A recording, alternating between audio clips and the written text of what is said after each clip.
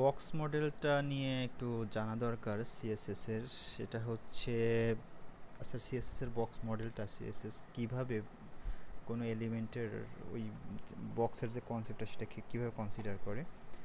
বলছে যে W3 স্কুলে আমরা দেখতে পাচ্ছি, in CSS the return box model the terms box model is used when talking about design and layout. মানে ডিজাইন এবং লেআউট নিয়ে যখন আমরা কথাবার্তা বলবো তখন আসলে মূলত এই টার্মটা আসে। এইটার ভিতরে আমরা একটা ছবি দেখতে পাচ্ছি এবং বক্স মডেলের ভিতরে বলতেছে যে এসেনশিয়ালি বক্স র্যাপস, এই বক্সটা কী র্যাপ করে, everything HTML element like it's consist of content থাকবে, প্যাডিং থাকবে, বর্ডার থাকবে, মার্জিন থাকবে।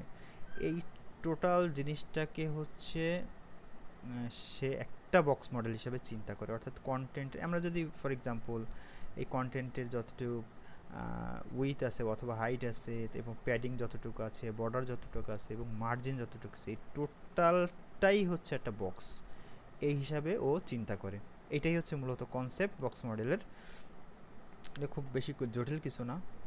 যেমন এক্সাম্পলে ওরা এখানে বেশ কিছু এক্সাম্পল দিয়েছে। আমরা যদি যাই with and height and element, সেটা নিয়ে একটা এক্সাম্পল দিয়েছে। যেমন আমরা এটা একটু ট্রাই করি। দেখেন এখানে কি করেছে, এখানে যদি আমরা HTML দেখি যে ওরা একটা ইমেজ নিয়েছে আর একটা বক্স মডেল একটা এক্সাম্পল দিয়েছে। তো এইখানে যে বক্সটা আছে, এই বক্সটার একটা ডিভের ভিতরে একটা বক্স নিয়েছে এবং ডিভটাকে কি করছে, উইথ দিয়েছে 320।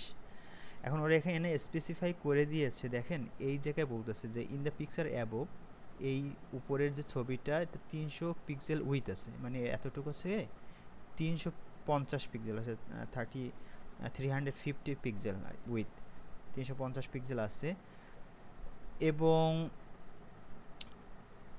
এবং total with of the element, মানে এই এলিমেন্টটা হচ্ছে দেখেন অলসো 350 পিক্সেল, মানে এটা তো সমান। এইখানে আমরা যেটা দেখতে পাচ্ছি এটা তো সমান। The total height of the element is, এই হাইটটা হচ্ছে 80 পিক্সেল, ঠিক আছে। অর্থাৎ এই টোটালটা হয়েছে কি 80 পিক্সেল। এখন আমরা এটা একটু দেখার ট্রাই করি বিষয়টা আসলে কি।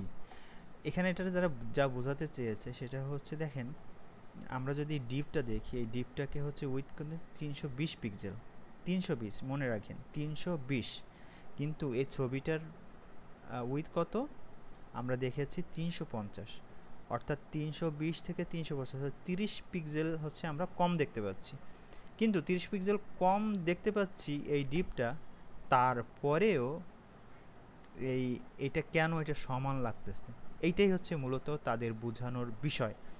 তো এখানে যেটা বলেছে, দেখেন এখানে ওরা কি করেছে, তাহলে আমরা 320কে 350 আমরা বানিয়ে ফেলি, রাইট। কীভাবে বানাবো, দেখেন আমরা প্যাডিং ব্যবহার করছি 10 পিক্সেল, অর্থাৎ এই যে কন্টেন্ট এর ভিতরে আমরা প্যাডিং ব্যবহার করছি কত পিক্সেল, 10 পিক্সেল। তা 10 পিক্সেল প্যাডিং কোথায় কোথায়, চারপাশে 10 পিক্সেল, রাইট। তাহলে আমরা যদি বামে দেখি 10 পিক্সেল, ডানে দেখি 10 পিক্সেল, অর্থাৎ 10 আর 10 কত 20 পিক্সেল। তাহলে আমরা 20 পেয়েছি। তাহলে আমাদের ছিল 320 আর এইখানে প্যাডিংয়ে 10 আর 10 20, তাহলে 340, 8 লাগবে কত 10 পিক্সেল শর্ট আছে। এরপরে এইখানে একটা বর্ডার দিয়েছে, এই বর্ডারের কি করেছে 5 পিক্সেল তারা বর্ডারের উইথ ইউজ করছে, এইখানে 5 পিক্সেল, এইখানে 5 পিক্সেল, উপরে 5 পিক্সেল, নিচে পিক্সেল, এবং এটা বর্ডারের অন্যান্য যে প্রপার্টিগুলো আছে যেমন সলিড গ্রে কালার। এবার মার্জিন দিয়েছে 0।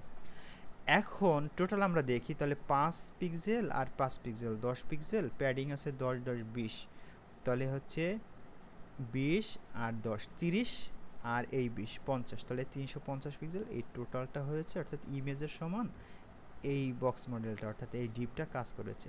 তো এইভাবে হচ্ছে মূলত বক্স মডেলের কনসেপ্টটা হিসাব করতে হয়। তাহলে বক্স মডেলের মোদ্দা কথা হচ্ছে কন্টেন্ট, প্যাডিং, মার্জিন,